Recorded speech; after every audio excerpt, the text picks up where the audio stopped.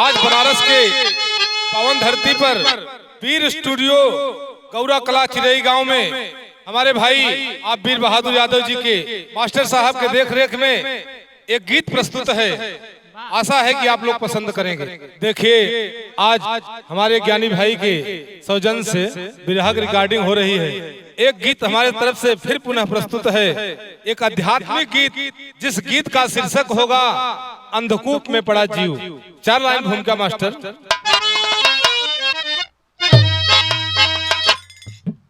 कृतियां कलाकार तेरे कला की प्रत्यक्ष में है खड़ी बन के झांकी, बाकी न हम है न ये है जमाना, रहा तू ही बाकी कला तेरी बाकी।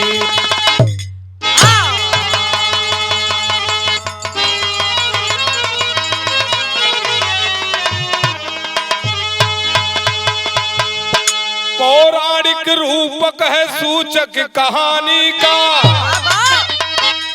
बड़ा कूप में एक अनजान प्राणी, चराचर में परिव्याप्त है ये कही, अटल सत्य है आज संतों की वाणी।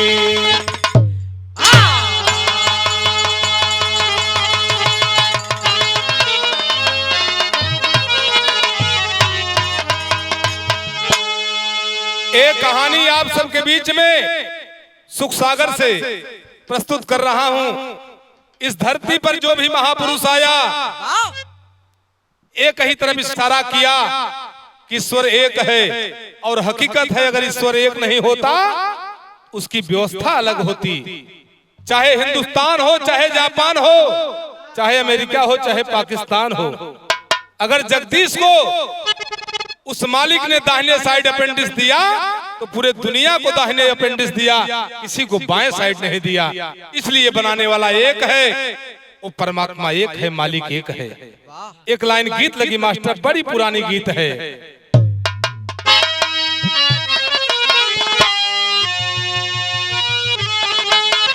अरे पागल नजरें नजरें पागल,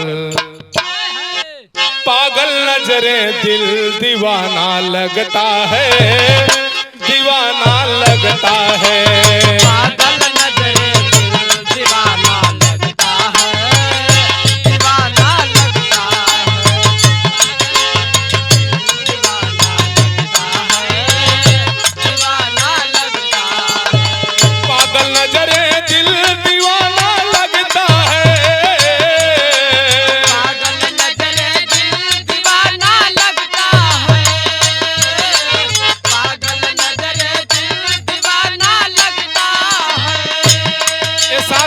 समझ लेना, जान लेना। आज अशोक भाई से मुलाकात हुई है, ज्ञानी भाई से मुलाकात हुई है। ये आज का रिश्ता नहीं है, जन्म जन्मांतर का रिश्ता है।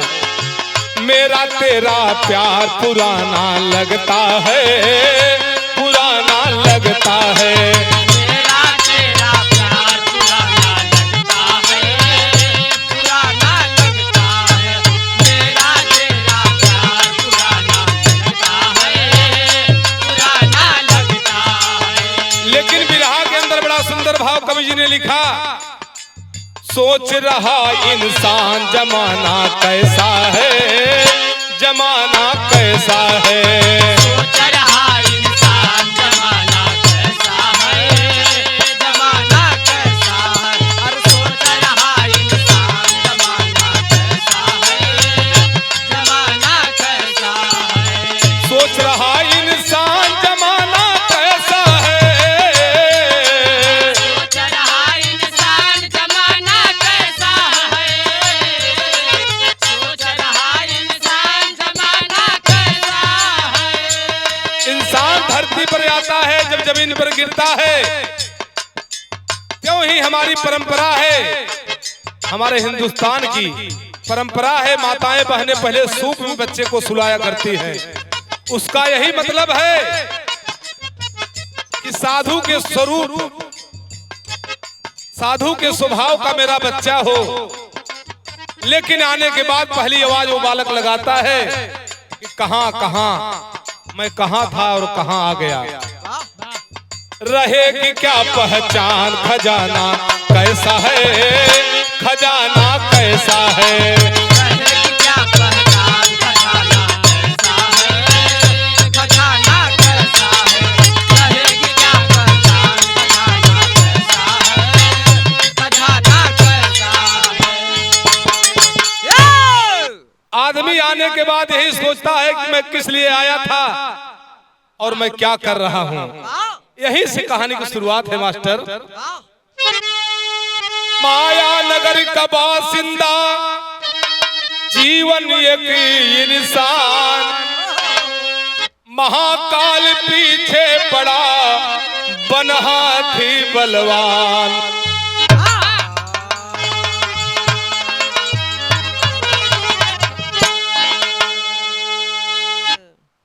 एक इंसान है, उसका नाम भी संजोग से इंसान है। एक दिन की बात है, एक पागल हाथी उसको दौड़ा लेता है। वो बेचारा अपनी जान को बचाने के लिए भाग रहा है, पागल हाथी दौड़ाया है। भागते भागते देखा एक पुराना सूखा कुआं है, उसी कुएं में पहुंचा।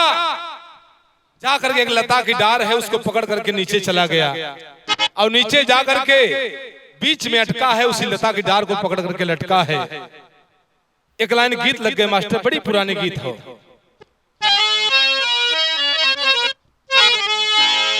सझिया पहर की बेला, सझिया पहर की बेला, नदिया के तीर, नदिया के तीर है राम, नदिया के तीर, पुरवैया संगे बदरा खेलेला धीर धीर। पुरवैया संग बदरा खेलेला धीर धीर, पुरवैया संग बदरा खेलेला धीर धीर। दरिया से भागा जीवन होई के लाचार, भागा जीवन होई के लाचार, दरिया से भागा जीवन होई के लाचार। होई के लाचार भैया, होई के लाचार, पकड़ के डाली कूद गया कुआं नाम धार। पकड़ के डाली कूद गया कुआं नाम धार, पकड़ के डाली कूद गया कुआं नाम धार। रहिया में मिलल एक सुखल कुआं नवा, रहिया में मिलल एक सुखल कुआं, रहिया में मिलल एक सुखल कुआं। लटकी लता थी बाबू कुआं धर में नवा।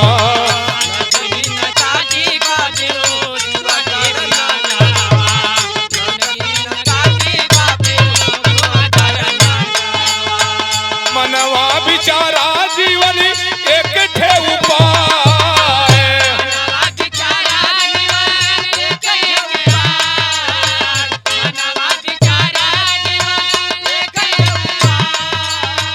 एक ठे उपाय भैया, एक ठे उपाय, पकड़ के डारी कूद गया कुआं नाम धार, पकड़ के डारी कूद गया।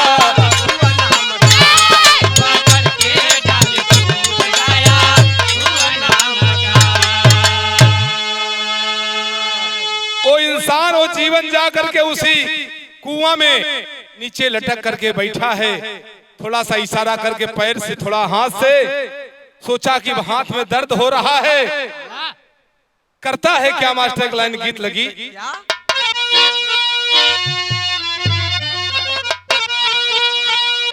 अरे पिसना कौने जतन से साने,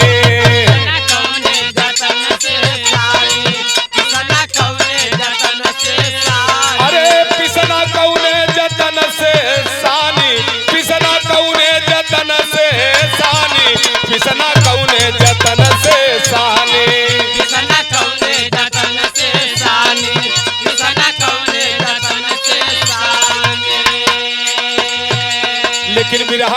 भाव है, जीवन आज पड़ल बागाढ़े, जीवन आज पड़ल बागाढ़े, जीवन आज पड़ल बागाढ़े, जीवन आज पड़ल बागाढ़े, जीवन आज पड़ल बागाढ़े, जीवन आज पड़ल बागाढ़े।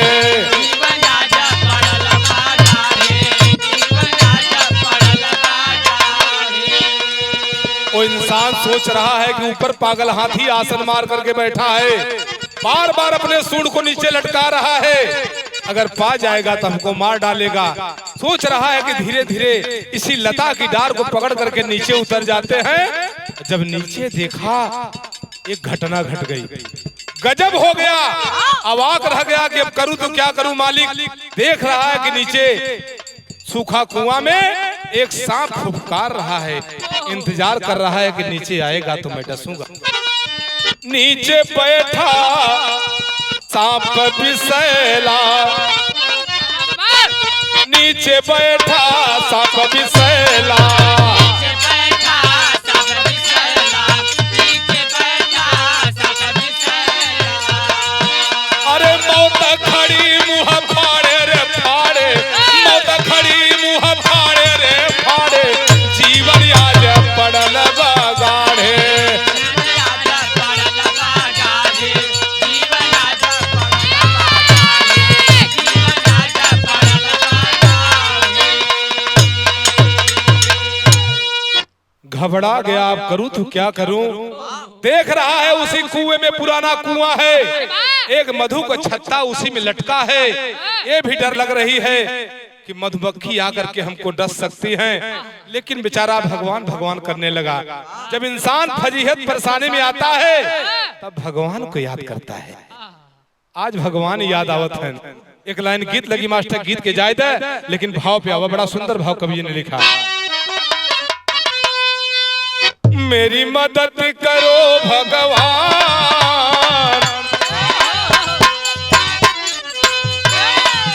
मेरी मदद करो भगवान, भगवान इंसान पड़ा है कुएं में, मेरी मदद करो भगवान। भगवान इंसान पड़ा है गाढ़े में, मदद करो भगवान, भगवान इंसान पड़ा है गाढ़े में। चौने डार पकड़ के लटका बहु जीवन, उडारी के देखे तो दो ठे चूहा, एक सफेद और एक काला, दोनों चूहा उडारी के काट रहा है न कुर्र कुर्र। सोचे कि भगवान अब जिंदगी बचे न, जौनी समय डार कट जाए नीचे जाब सांप डस लेगा मैं मर जाऊंगा। लटका बा जीवन पकड़ के जवंडरिया, काटेले चूहा दू सफेद औरो करिया, चूहा दी सफेद औरो करिया, काटेले चूहा दी सफेद औरो करिया। पीके मधुर सभयल बिहान, बिहान इंसान पड़ा है गाढ़े में। इंसान, इंसान, इंसान पड़ा है गाढ़े में। इंसान, इंसान पड़ा है गाढ़े में। वो इंसान सोच रहा है मैं बच नहीं पाऊंगा, थोड़ा सा ऊपर नीचे अपने हाथ को आराम दे रहा है, कर रहा है, लेकिन ये जो बता रहा हूं मैं कहानी, ये कहानी कहीं दूसरे जगह कहानी नहीं है, ये हमारे आपके जीवन का कहानी हो। हर इंसान इसी ढंग से दुनिया में आया है और एक दिन इस दुनिया को छोड़ करके चला जाएगा। सलीम भाव मास्टर।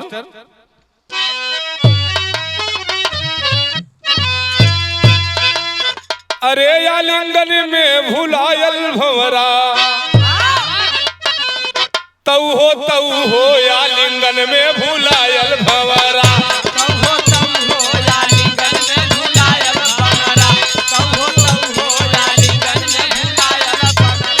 राही राह भूल गए ना हो, राही राह भूल गए ना हो, राही राह भूल गए विषयों के बंधन में, आलिंगन में भुलायल भंवरा, राही राह भूल गए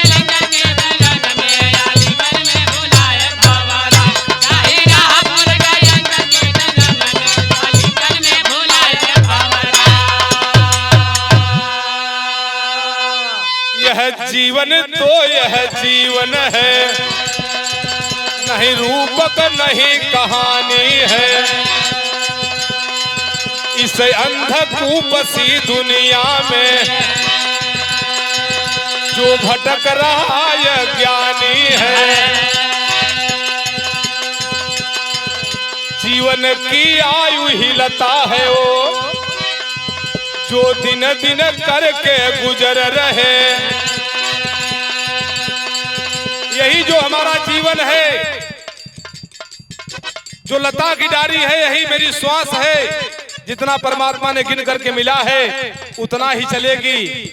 और जो दिन रात दो चूहे हैं, यही दिन और रात दोनों काला और सफेद चूहा है। दिन रात हमारी आयु को काट रहे हैं। कहत हैं कि भैया का हमारे 10 साल उम्र हुई है, 20 साल गड्ढे में नावत है, 20 साल हो ना गए, 20 साल माइनस हो गए, जितना रहा उनमें से कम हो गए। और जो अंधकूप सी दुनिया है, अंधकूप सा कुआं था, यही अंधकूप सी दुनिया है। इसी में मनुष्य का आना और जाना है। और पागल हाथी बैठा है उस कुएं के पास काल के रूप में, और उसके ही साथ जो नीचे बैठा है वहां काल के रूप में सांप इंतजार कर रहा है अंतिम घड़ी का। इतना ही नहीं, जो मधुछत्ता है, मधुछत्ता ही काम है, क्रोध है, मोह है, लोभ है, अहंकार है, उसी का रसपान करके इंसान जिंदा है, उसी का रस पी करके जिंदा है। और एक दिन वो समय आएगी, कौन सी? मधुछत्ता कोई और नहीं, यह विषयों का मैं खाना है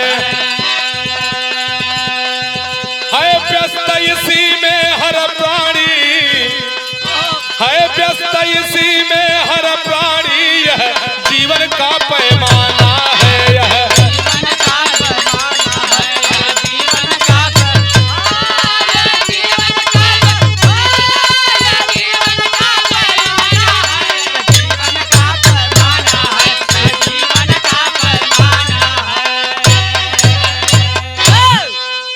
हमको श्वास मिली है, परमात्मा ने दिया है, वो समाप्त हो जाएगी और हमारी अंतिम यात्रा निकल जाएगी।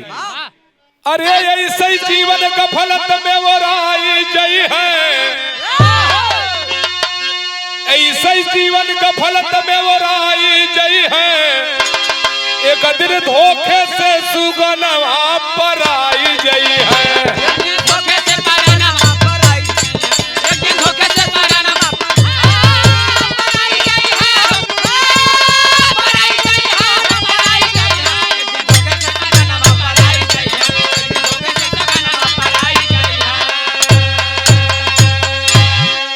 इतना आशा लगा करके बैठे हो जीवन में, ये करूंगा वो करूंगा, एक दिन दोस्त जब अंत आ जाए ना, खुल छूट जाए, कहे छूटी जाई आशा, टूटी श्वासा कर सरिया, और सपना हो जाई बाबू सजल बजरिया।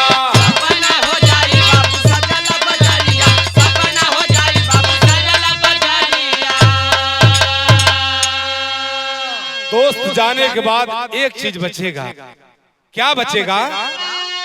अरे कीर्ति जमाने में गाई जई है, कीर्ति जमाने में गाई जई है। एक दिन धोखे से सुगनवा पर आई जई है।